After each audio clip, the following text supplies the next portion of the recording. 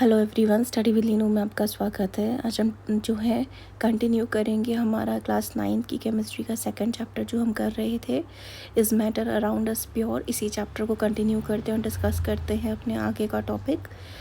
आज जो हम डिस्कस कर रहे हैं वो है सोल्यूशन का continuation, concentration of solution. Activity 2.2 में हमने जाना था कि ग्रुप ए और जो ग्रुप बी है आपका, इनको मिले हैं डिफरेंट शेड्स ऑफ सोल्यूशन। हमें पता था ग्रुप ए को जो मिला है आपका कॉपर सल्फेट के फ्यू क्रिस्टल्स मिले थे, और ग्रुप बी को जो मिले हैं आपका एक स्पैचुला मिला है पूरा कॉपर सल्फेट का। तो इसका मतलब क्या हुआ, दोनों के सोल्यूशन का जो कलर होगा उसका क्या होगा, डिफरेंट शेड होगा। इससे हमें ये समझ आता है कि सोल्यूशन में जो रिलेटिव प्रपोर्शन होता है सल्यूट का और सॉल्वेंट का, वो क्या करता है, वेरी करता है depending upon the amount of solute. अब सॉल्यूट की जो अमाउंट पे हम डिपेंड करके बता सकते हैं कि सल्यूशन क्या है आपका, डाइल्यूट है, कंसनट्रेटेड है या सैचुरेटेड है। डाइल्यूट और कंसनट्रेटेड जो होते हैं आपके, ये कंपैरेटिव टर्म्स होते हैं। एक्टिविटी 2.2 में हमने जाना था the solution obtained by group A जो है वो क्या है, डाइल्यूट है as compare to that obtained by group B. Activity 2.3 में अब डिस्कस करते हैं, take approximately 50 ml of water each in 2 separate beaker. हमें क्या करना है, दो यहाँ पे बीकर लेने हैं, दो हमने बीकर लिए सेपरेट, और यहाँ पे क्या ऐड आपका 50 ml यहाँ पे वाटर डाला है, दोनों में 50 ml, और इसके अंदर भी क्या है 50 ml का वाटर है। Add salt in one beaker and sugar or barium chloride in the second beaker with continuous stirring। एक में आपने क्या डालना है, सॉल्ट डालना है, दूसरे में आपने क्या डालना है, शुगर डालो या तो, या फिर इसमें क्या डालना है, हमें बेरियम क्लोराइड को डालना है, बेरियम क्लोराइड को, और इनको क्या करना है, कंटिन्यूसली स्टर करना है, यानी हिलाते रहना है। With no more solute can be dissolve. जब ऐसी सिचुएशन आ जाए कि अभी इससे ज़्यादा सल्यूट जो है इसमें डिज़ोल्व नहीं हो रहा है, सल्यूट यानी कि शुगर हो गया, शुगर या फिर सॉल्ट हो गया, बेरियम क्लोराइड, इनमें से कोई भी हो सकता है आपका, ये क्या हो रहा है, अब आपका डिज़ोल्व अब नहीं हो पा रहा है इससे ज़्यादा सॉल्वेंट में। Heat the content of the beaker to raise the temperature by 5 degree Celsius. ये डिग्री है 5 डिग्री सेल्सियस। अब क्या करेंगे, आप उसको हीट करें, कंटेंट को, टेम्परेचर को बढ़ा दें 5 डिग्री तक का। Start adding the solute again, दोबारा से आप सल्यूट डाल करके इसको क्या करें, स्टर करना शुरू करें। Is the amount of salt and sugar और बेरियम क्लोराइड जो यूज़ किया गया है, that can be dissolve in the water at a given temperature same. क्या वो सेम है, देखते हैं। एट एनी पर्टिकुलर टेम्परेचर, कोई भी पर्टिकुलर टेम्परेचर हो जिसमें solution that has dissolve as much solute as it is capable of dissolving is said to be saturated solution.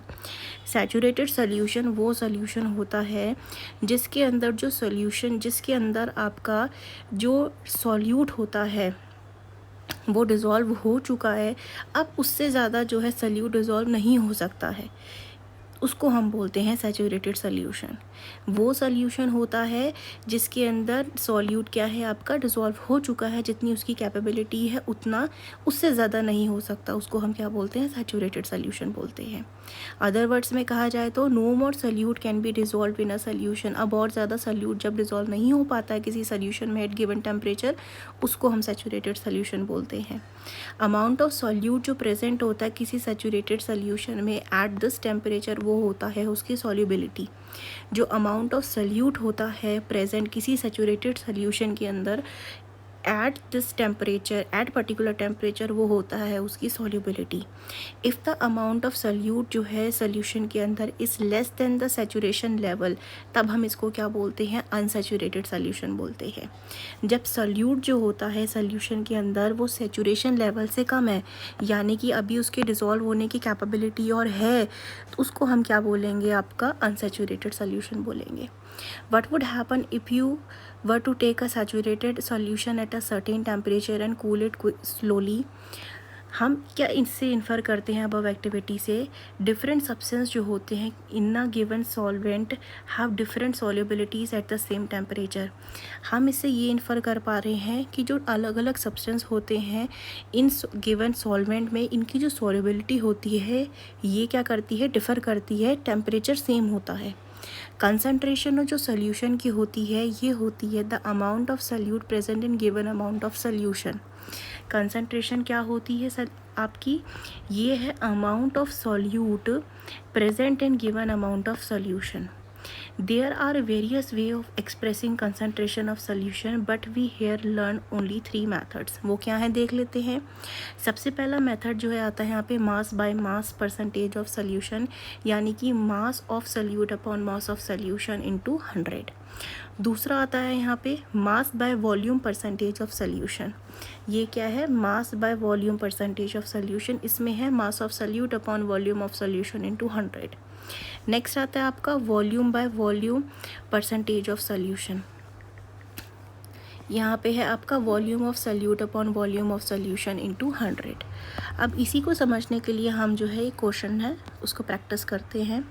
Question में हमें दिया है आपका अ सोल्यूशन कंटेन करता है आपका 40 gram of common salt in 320 gram of water.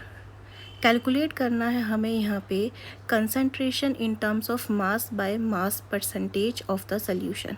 यहाँ पे ध्यान से हम पढ़ेंगे। सबसे पहले तो हमें क्या बोला है, 40 ग्राम हमें दे रखा है क्या, कॉमन सॉल्ट, जो कि है हमारा सोल्यूट, यानी 40 ग्राम क्या है हमारे पास, सोल्यूट है। 320 ग्राम हमारे पास वाटर है, यानी ये क्या है हमारे पास सॉल्वेंट है।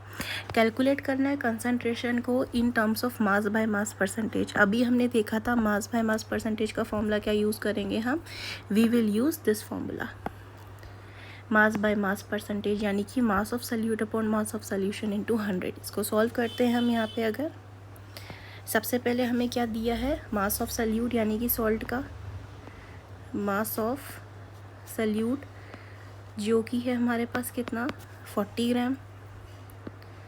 दूसरा है हमारे पास मास ऑफ सॉल्वेंट, जो कि वाटर है, ये कितना दिया है हमें 320 ग्राम। अब हमें पता है मास ऑफ सोल्यूशन क्या होगा, मास ऑफ सोल्यूशन जो होगा ये होगा मास of solute plus mass of solvent, यानी कि 40 ग्राम को हम ऐड करेंगे प्लस 320 ग्राम तो हमें मिलेगा 360 ग्राम।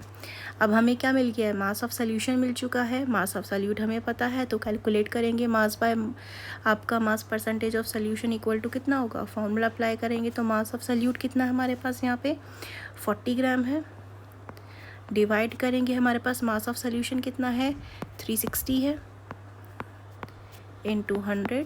ये सॉल्व करेंगे तो हमारा आंसर आएगा 11.1%। आई होप ये क्लियर होगा आपको। ऐसे ही क्वेश्चंस जो हैं एग्ज़ाम में आते हैं, पूछे जाते हैं, चाहे कॉम्पिटिटिव एग्ज़ाम हो या फिर CBSE एग्ज़ाम हो, इनमें पूछे जाते हैं। नेक्स्ट आता है what is a colloidal solution. Colloidal solution क्या होता है, the mixture obtain bye group D in activity 2.2 is called colloidal और कोलॉइडल सोल्यूशन। जो ग्रुप डी था उनको जो मिक्सचर मिला हुआ था वो क्या है आपका कोलॉइडल सोल्यूशन है। पार्टिकल्स जो होते हैं कोलाइड के, ये यूनिफॉर्मली स्प्रेड होते हैं आपके थ्रू आउट द सोल्यूशन। ये क्या है, यूनिफॉर्मली स्प्रेड हैं थ्रू आउट द सोल्यूशन।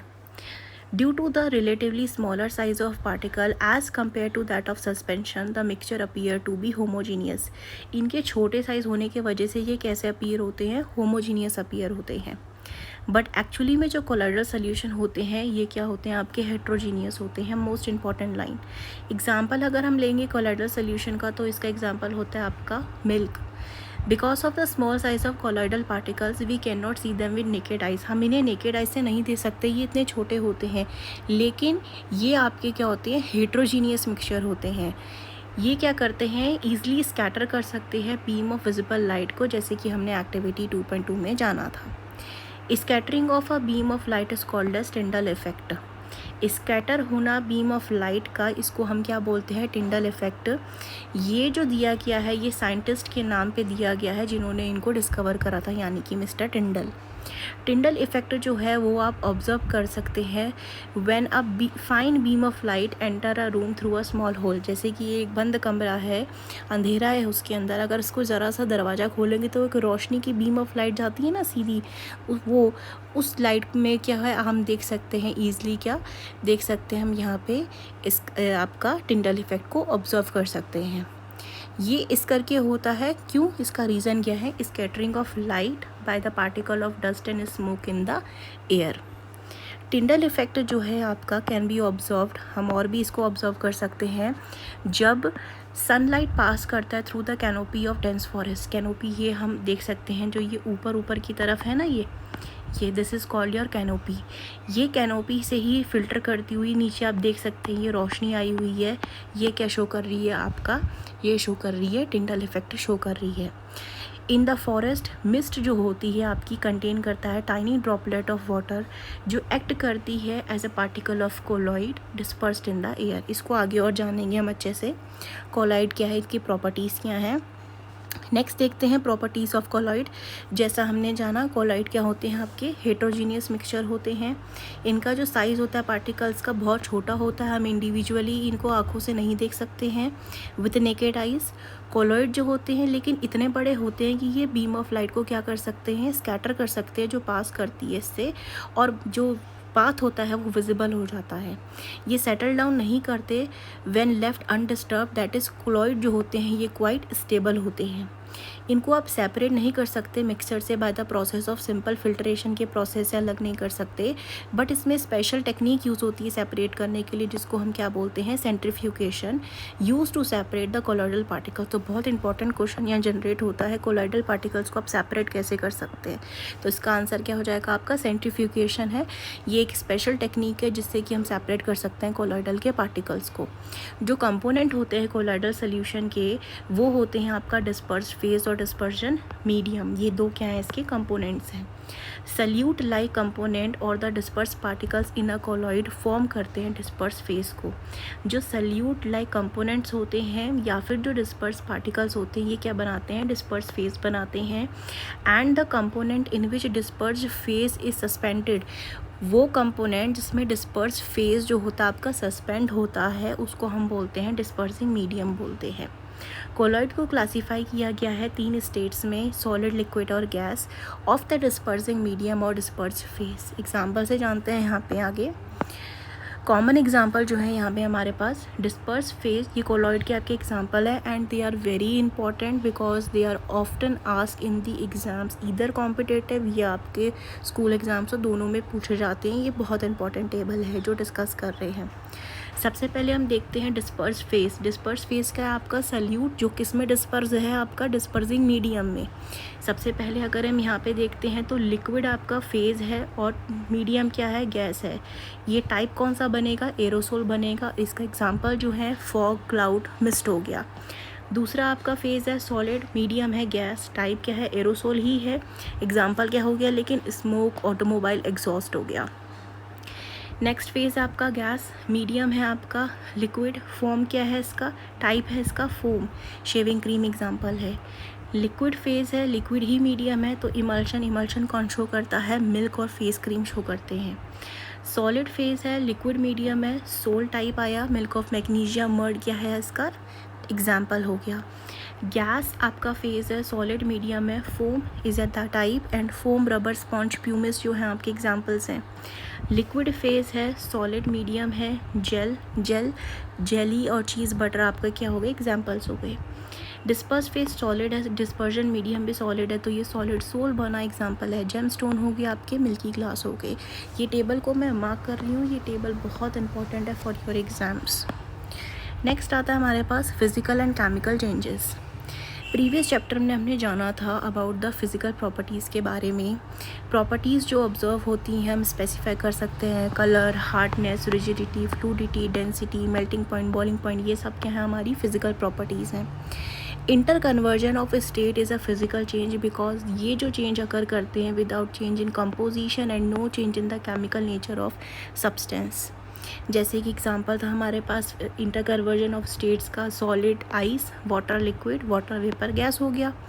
ठीक है, ऑल दिखने में सब अलग है लेकिन ये क्या है, डिस्प्ले करते हैं डिफरेंट फिजिकल प्रॉपर्टीज़ को। केमिकली ये सब क्या होते हैं, सेम होते हैं क्योंकि ये सब किससे मिलके बने हुए हैं, H2O से मिल करके बने हुए हैं। केमिकल फॉर्मूला है वाटर का, लेकिन ये दिखने में क्या है, अलग अलग हैं केमिकली, लेकिन ये क्या है, सेम होते हैं। बोथ वाटर और कुकिंग ऑयल जो है लिक्विड है लेकिन इनका केमिकल कैरेक्टरिस्टिक्स क्या है, डिफ़र करता है। प्रॉपर्टीज़ दोनों की डिफ़र करती हैं। दे डिफ़र इन ओडर एंड इन्फ्लेमेबिलिटी। हम जानते हैं कि ऑयल जो होता है वो बर्न करता है एयर में, वेयर एज वाटर जो होता है एक्सटिंग्विश कर देता है फायर को। It is this chemical property of water जो इसको डिफरेंट बनाती है, ऑयल की प्रॉपर्टी डिफरेंट बनाती है वाटर से, क्योंकि बर्निंग क्या है, एक केमिकल चेंज है।